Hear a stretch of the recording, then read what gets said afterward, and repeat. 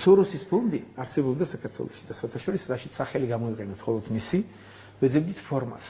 როგორ უნდა გადაგვეხადა ეს, ამავდროულად მე ანგარიშს უწევდი, რომ რუსეთში ბიზნესი მქონდა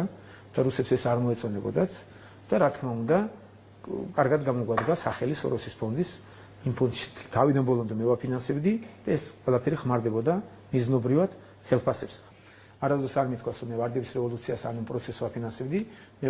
მithქვამს და ეხლა შემიძლია გავიმეორო, როდესაც სააკაშვილი მოვიდა ხელისუფლებაში, როდესაც დამთავრდა ვარდების რევოლუცია, ჩემივე მოთხოვნით მე შევხვდი მას და პირველი რაც უთხარი ის, რომ ოღონდაც არ იყოს კორუფცია, მე ვიცი რომ ხელფასები 10 ლარამდე იყო თუ 10 დოლარი იყო საშუალო მინისტრის ხელფასი და დეპუტატის, გასაგებია რომ მინისტრი რომელსაც ხელმოწერა შეუძლია მილიონებზე და 10 დოლარი აქვს ხელფასი და ამ 10 ლარით და 10 დოლარითაც ოჯახის შენა გამორიცხულია,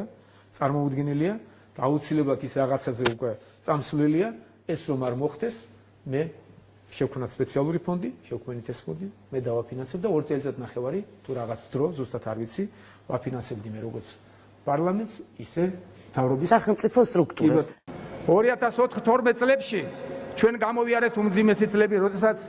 ქვეყანას არა ხალხის მიერ არჩეული ხელისუფლება, არამედ გარედან დანიშნული რევოლუციური კომიტეტი, უცხოური აგენტურა მართავდა. შეგახსენებთ, რომ ეს ადამიანები სააკაშვილი, ბოკერია, მერაბიშვილი, ადეიშვილი, გვარამია კეზერაშვილი და სხვები საქართველოს ხელისუფლების ლიდერებად NGO-ების ხელით მოწყობილი რევოლუციის შემდეგ დაინიშნენ. არადემოკრატიული წესით გარედან დანიშნული ადამიანების მმართველობამ მკაფიოდ დაგვანახა თუ რამდენად მძიმეა თავისუფლების, დამოუკიდებლობის და სუვერენიტეტის დაკარგვის გარდაუვალი შედეგი.